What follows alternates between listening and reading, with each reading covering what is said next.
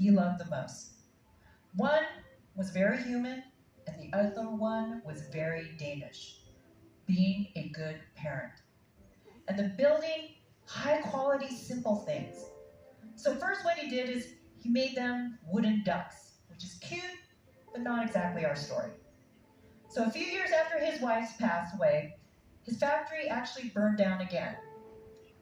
I know, tragedy strikes two times. But this time, it was actually World War II.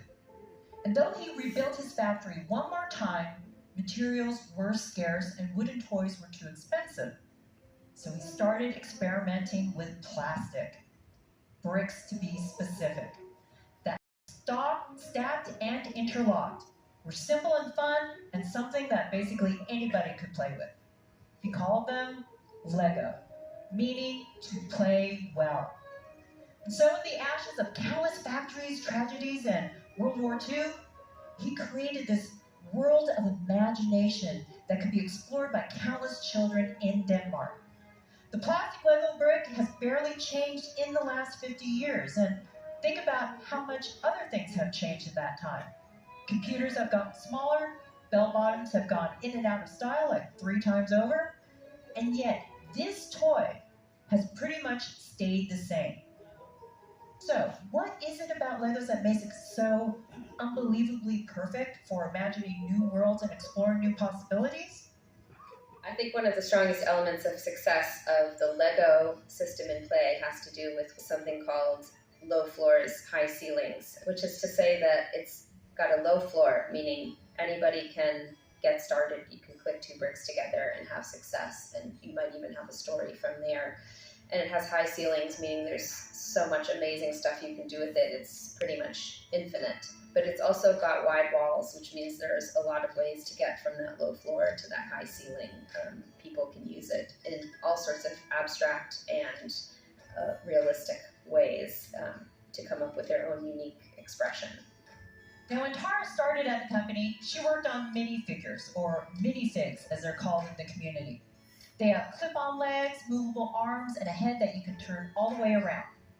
Now, the very first minifig had no face, no arms, and the legs didn't move, which is literally a nightmare that I sometimes have, but that's another story. But then a man named Jens Nygaard Knudsen came up with a brilliant idea. Why don't we give them faces, moving legs, and arms as well? So the face was simple at first, 2 dots and a smile, but it was so perfect. Simple enough to be anything you needed it to be, and expressive enough to be somehow human. Now that simple face defined Lego for years, and in fact, it wasn't until 1989, over a decade after the first minifig was introduced, that Lego started experimenting with anything more than 2 dots and a smile. They gave a pirate an eye patch, and a Pandora's box was open. From there, these simple minifigs became customized and personalized. And that's where Tara and the other Lego designers, well, they started to get really creative. I've created minifigures based on my husband a couple of times. I've also made my son. He was the little boy in the rocket costume that came out a couple of years ago.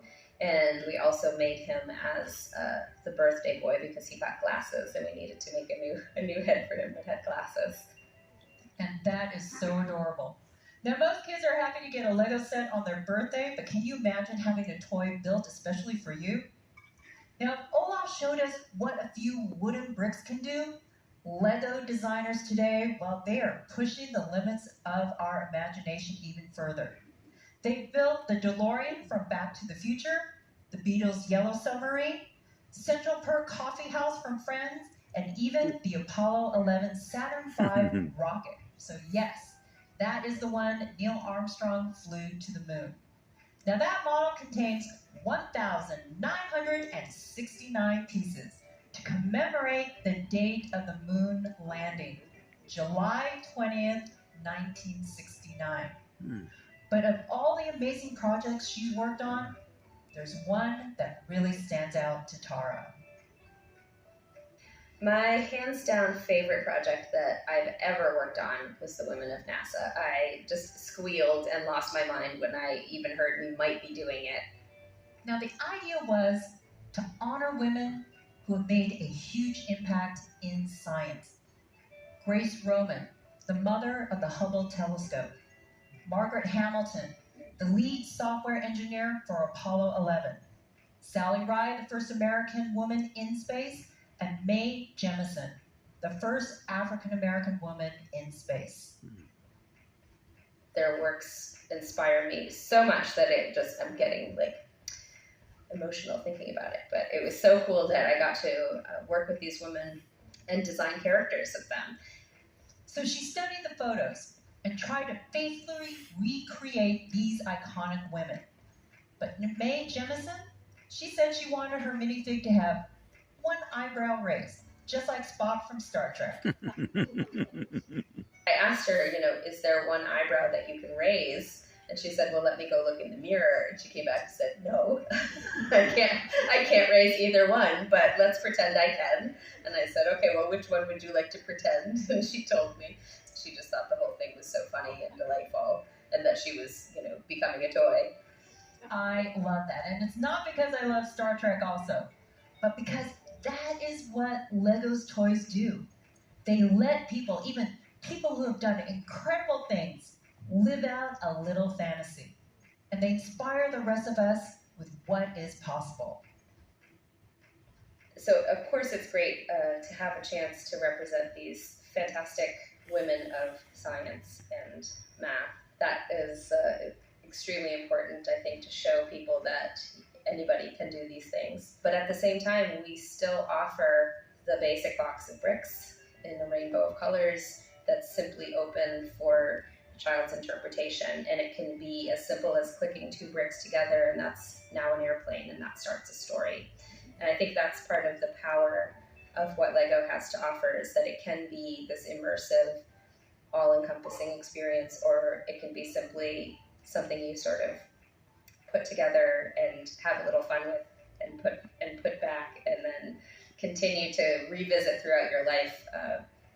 Even as adults, people still love to click the bricks together. So Ola clicked the bricks of his life back together over and over again, despite the many challenges he faced. And in doing so, he gave us the tools to build out our own imaginary worlds. Now, all of that perfectly sums up the Scandinavian sense of adventure. It's not just about doing something epic, or about planting a flag, or conquering the unconquerable. From Nobel to Liv to Ola, it's about communing with the impossible and then seeing what actually happens when we let our imaginations run wild. Thank you so much for joining me.